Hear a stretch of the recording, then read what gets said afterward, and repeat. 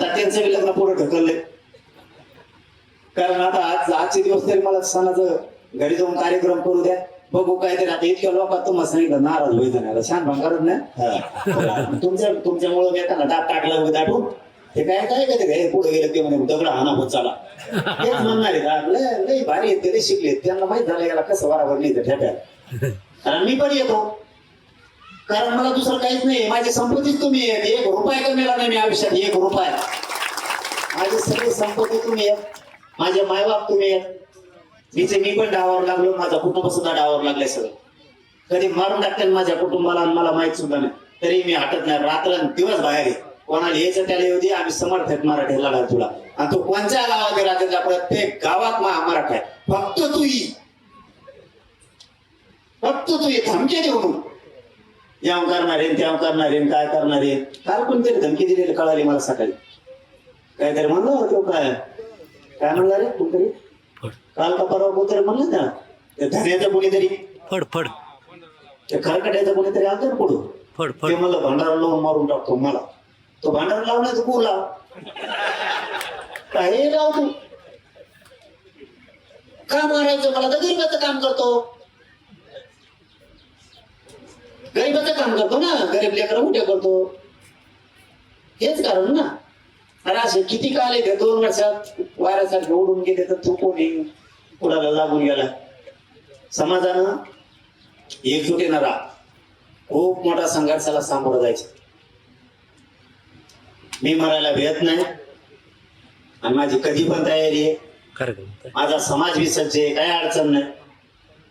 फक्त माझी हात जोडून शेवटी जाता जाता एक विनंती, कायम एकजूट राहा. आपली शक्ती आपल्या वयाला घालू नका आपल्या विरोधात. एकमेकाचं रक्त कुणीही सांगायचं नाही, सहकार्य एकमेकाला करायचं शिका. एखाद्याला गाडी नसेल, पाठीशी गाडी द्यायची. कुणाला अडचणी आल्या त्याच्या मदतीला ताबडतोब द्यायचं. कुणी हॉस्पिटलला पडलं, कुणी गाडीवर पडलं, दवाखान्यापर्यंत मदतीला जायचं. सहकार्य करायचं एकमेकाला शिका. पुन्हा एकदा तुमच्या ओळखुते गावच्या या सोहळ्याच्या कार्यक्रमाच्या निमित्तानं शहीद नवनाथजी गात साहेबांच्या स्मृती दिनानिमित्त तुम्हाला खूप तुमच्या सगळ्यांचे धन्यवाद मानतो. त्यांनाही विनम्र अभिवादन करतो आणि थांबतो. धन्यवाद सगळ्यांना. जय शिव. मी एकदा मोठा घेतला आपल्याला डेंजर असतं. आपण एकदा मागा लागलो ना, त्याच्यातून पाणी काढू तर मागे सरकतच नाही पुन्हा. मग जे व्हायचं असेल ते होईल. मी तसला विचार कधीच करत नाही. पण शेतकरी म्हणून तुम्ही सुद्धा सगळे त्या आंदोलनात उतरले पाहिजे. मराठी म्हणून मराठी उतरते, पण शेतकरी सुद्धा पुढे आलं पाहिजे. तुमच्यात गटतट नसले पाहिजे तर न्याय मिळेल. तुमचं कर्ज होत नाही. आजच शब्द आहे आपला हे पवित्र व्यासपीठावर शहीद आहे. तुमचं कर्ज होत नाही, तुमच्या मालाला भाव कसा मिळत नाही ते बघतो. तुमच्या पीक विम्याचे पैसे कसे काय मिळत नाहीत ते पण बघतो. तुमच्या दुधाला भाव कसा काय मिळत नाही ते आपल्याकडे लागलं. तुम्ही बाकीचं टेन्शन नाही घ्यायचं.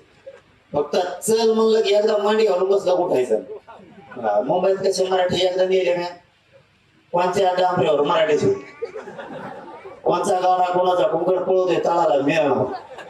मला मुंबईत गेल्यावर माहित झालं पोलीस होता बॅरिकेड पळवतो म्हणून. त्याला चाक असते भाऊ खालून. म्हणजे लढाई जर जिंकायची म्हणत तर ती चिकाटीला लढावी लागते. माझ्या अगोदर सुद्धा समाज लढला, परंतु आपण जी चिकाटीनं त्याच्यात उतरलोत ना, म्हणून 58 लाख नोंदी निघाल्या.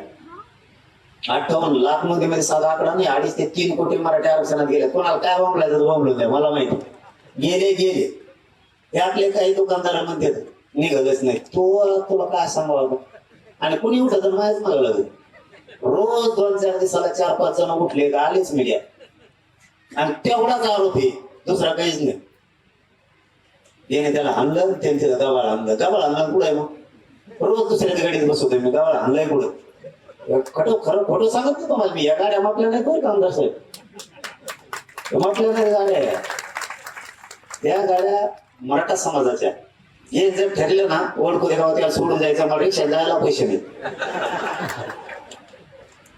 मी माझ्या आयुष्यात काही कमीच नाही, मला कमवायचं नाही. मला ह्या लेकी बाळीच्या तोंडावरती आनंद आणि हसू बघायचं यांचे. यासाठी जीवन पूर्ण करायला लावलं.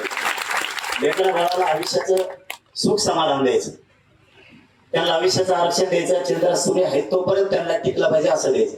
तात्पुरता मागायचं नाही. तुम्ही बी उद्या पासून तुमच्या उर्वरित आयुष्यात